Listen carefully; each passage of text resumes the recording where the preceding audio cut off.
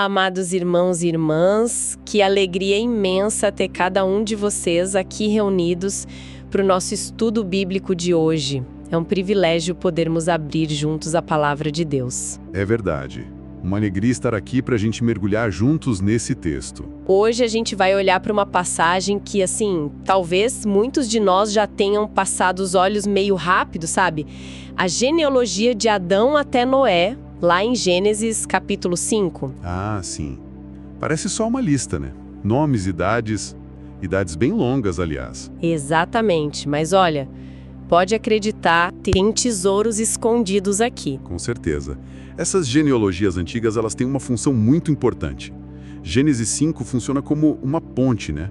Liga a criação e a queda com o que vem depois, a história do dilúvio. Isso. Então a nossa missão hoje é explorar essa linhagem, tentar entender o que Deus está comunicando para a gente através dela.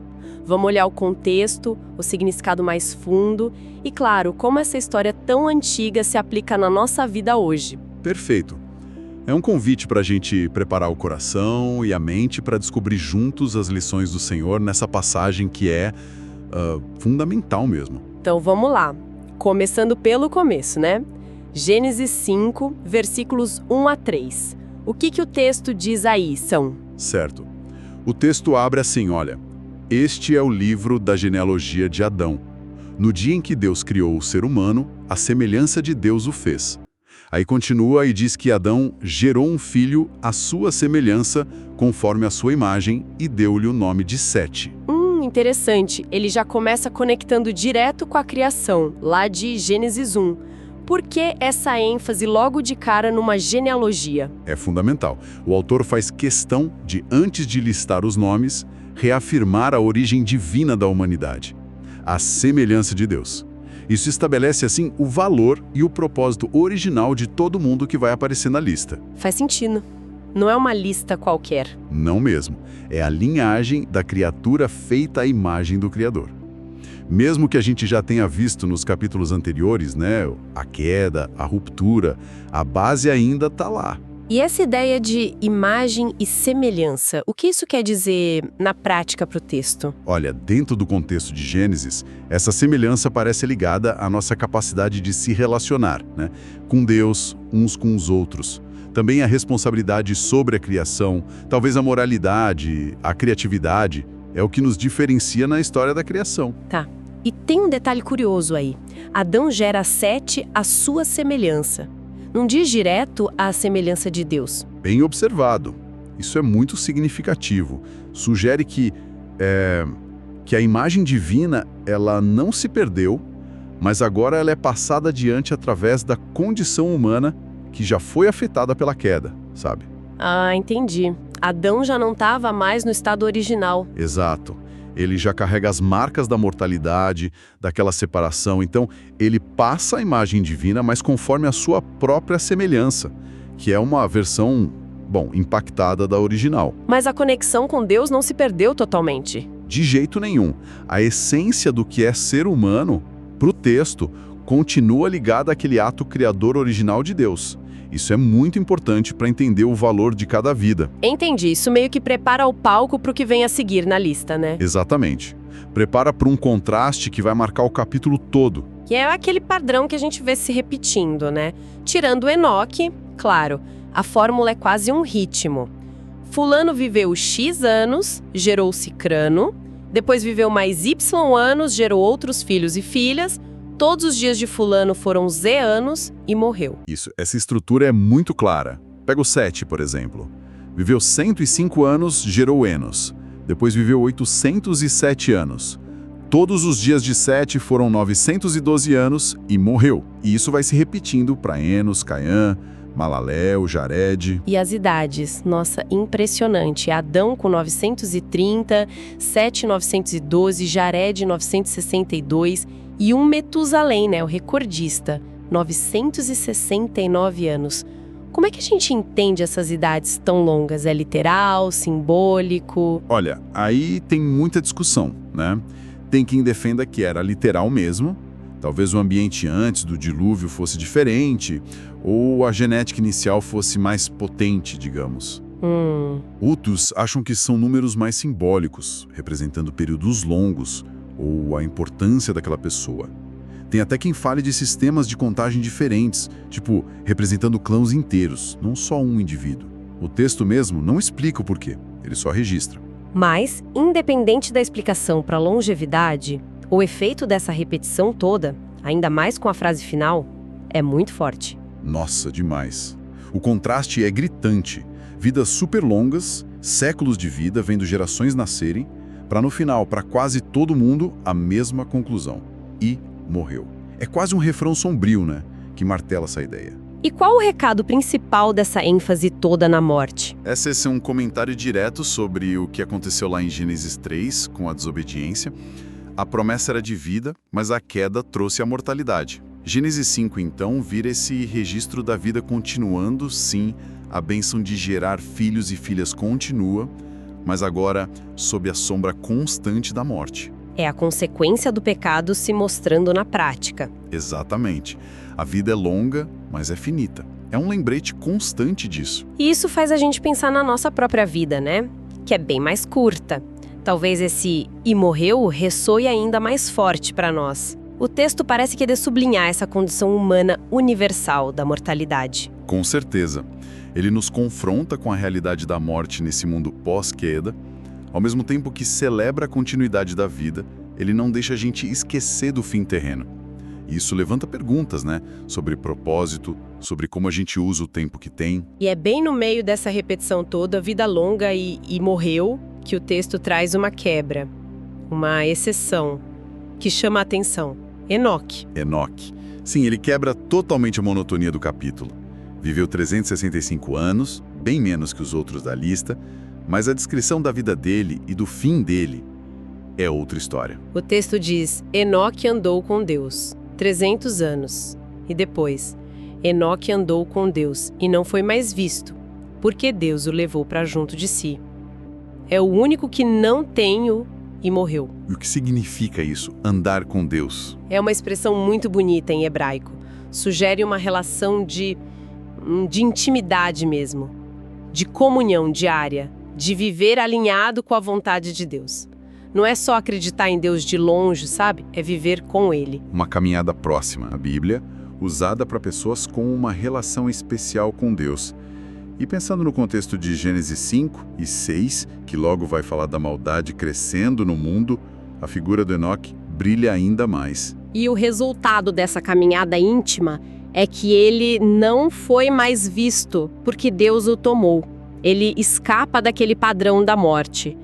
Que mensagem o texto está passando com essa exceção tão marcante? Olha, parece indicar que mesmo no mundo já marcado pela morte, pelo pecado, é possível ter uma relação profunda e obediente com o Criador, e que essa relação tem consequências extraordinárias. Uau!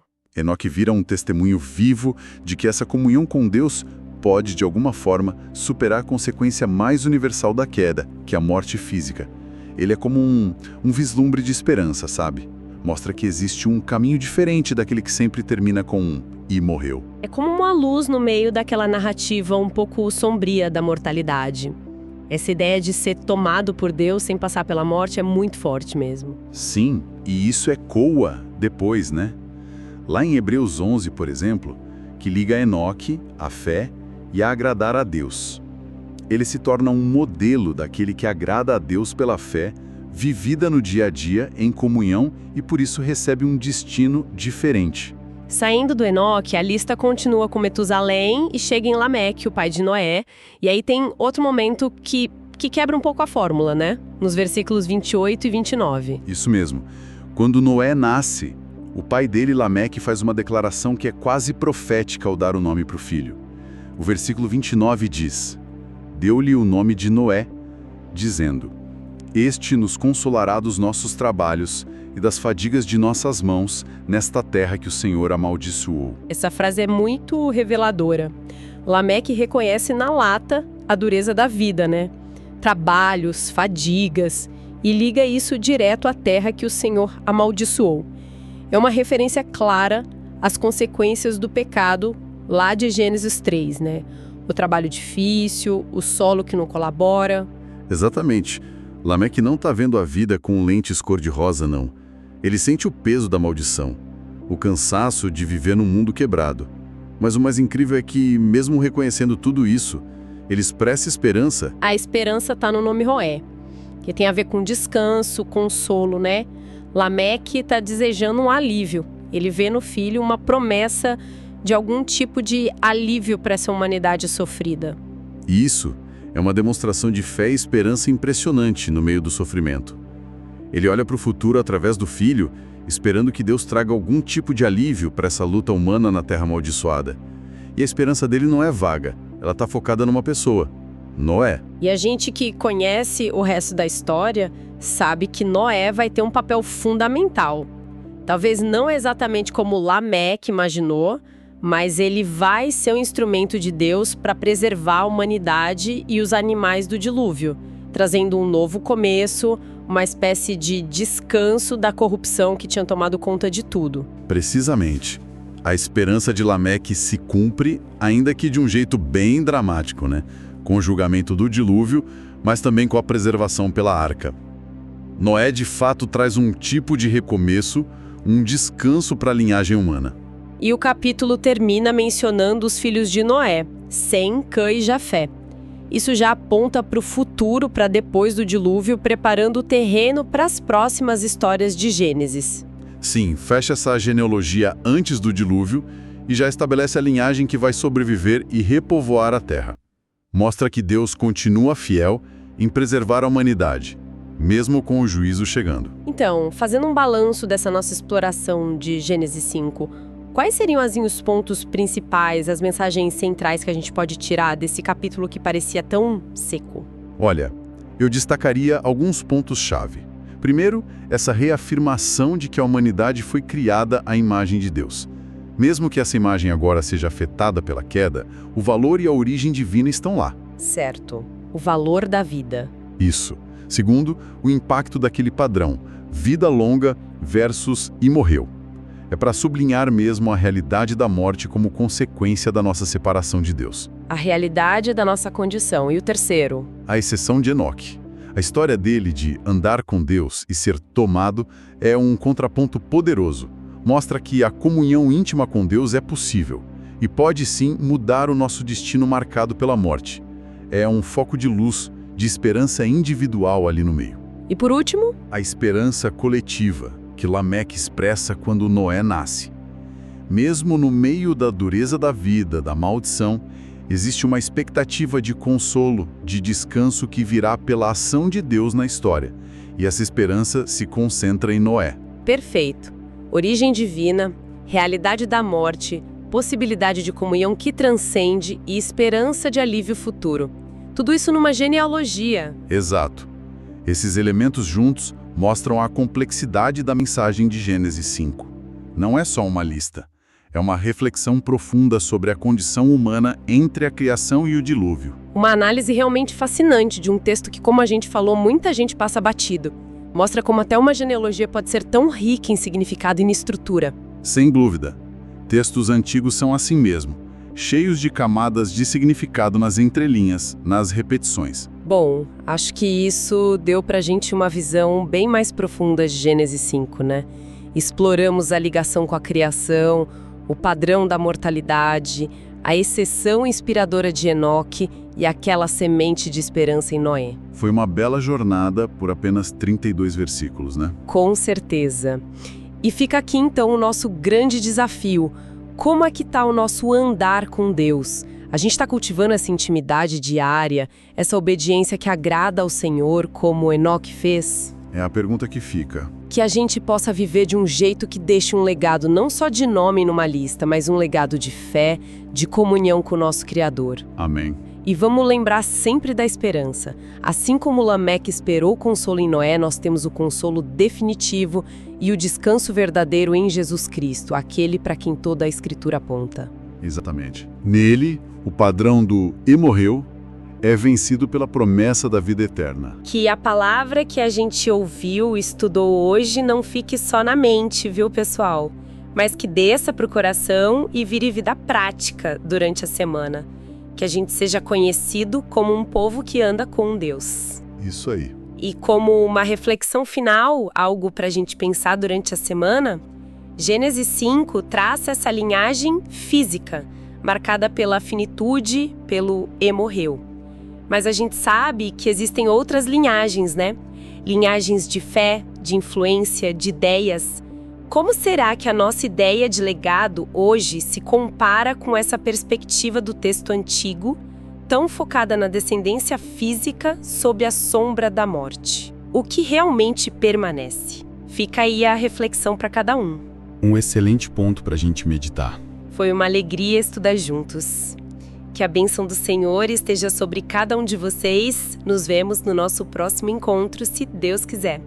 Fiquem na paz. Fiquem na paz, pessoal. Até a próxima.